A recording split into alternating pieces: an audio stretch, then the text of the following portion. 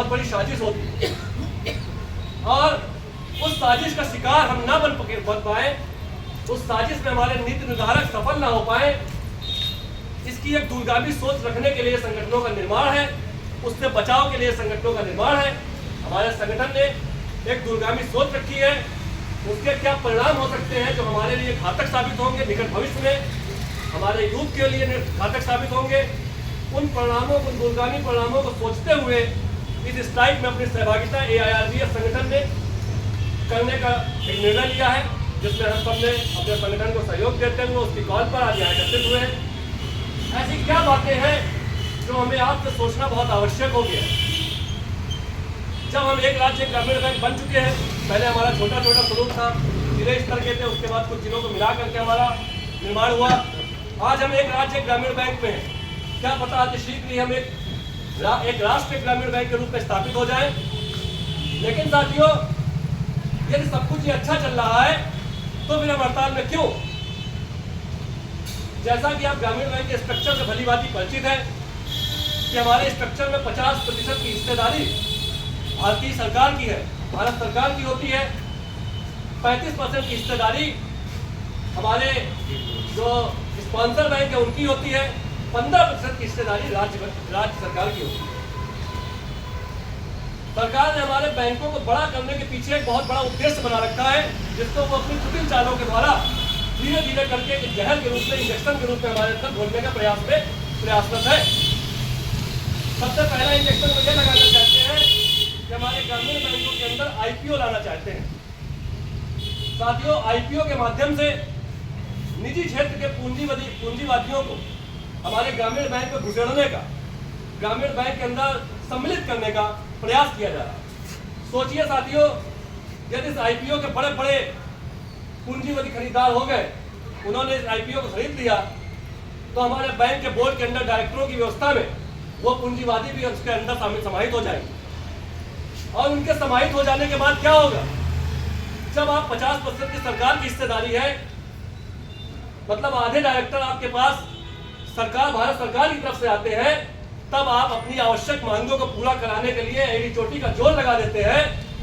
लगभग सदियां बीत जाती है, तब जाके अपनी एक डिमांड को पूरी करवा पाते हैं संगठनों के माध्यम से।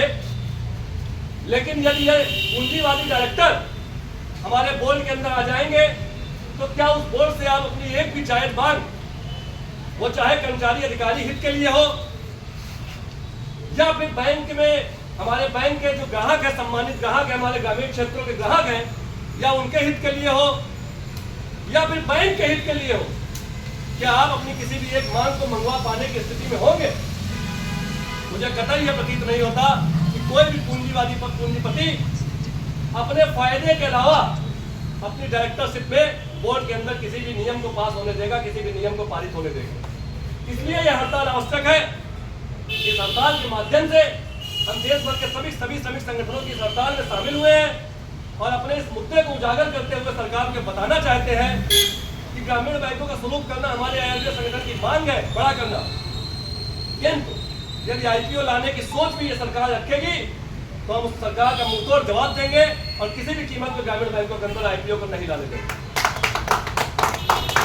उसके साथ ही साथ साथियों, केवल एक यही चुन हम पर नहीं ढाने जा रहा है। अभी तक साथियों क्या होता है कि जैसे जिस हड़ताल पे आप बैठे हैं, इस हड़ताल को करने का एक नियम होता है। वो नियम अभी बहुत कुछ हमारे पक्ष में है, उसका कुछ समय होता है, कितने समय के पहले हमें अपने प्रबंधन को, सरकार को सूचित करना होता है कि हम हड़ताल करेंगे अपने मुद्दों को लेकर के।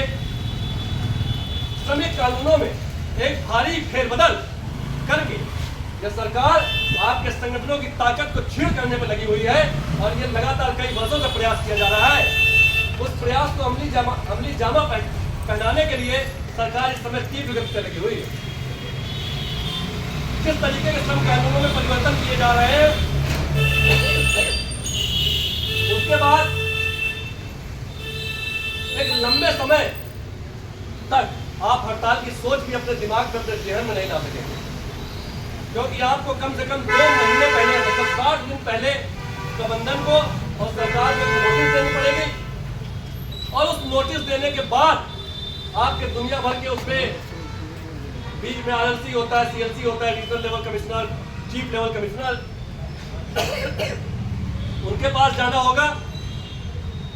और उसके बाद किसी न किसी कारणवश आप हड़ताल में तो जाने योग्य बच नहीं पाएंगे, तो आपके पास, हमारे पास न शस्त्र है न अस्त्र है।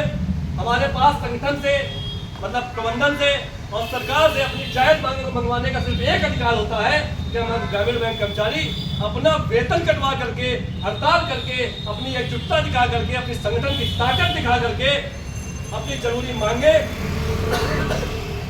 इस प्रबंधन और इस सरकार से पूरी करवाते आए। यदि उस पर भी कुठाराघात हो गया, यदि उस पर भी रोकें लगा दी गई, यदि उस पर भी चेक पॉइंट लगा दिए गए, तो आप जरा कल्पना करके देखिए, एक तरफ तो श्रम कानून परिवर्तित कर दिए जाएंगे, उनमें एक भारी संशोधन सरकारी नीतियों के हिसाब से कर दिया जाएगा। दूसरी तरफ ग्रामीण बैंकों में जो अभी तक विशुद्ध सरकारी बैंक है, जिसमें 50% की हिस्सेदारी भारत सरकार की, उसमें पूंजीपतियों को सम्मिलित करके हमारे अधिकारों के ऊपर एक बहुत बड़ा कुठाराघात किया जा रहा है। इसलिए ये हड़ताल आज की बहुत महत्वपूर्ण है।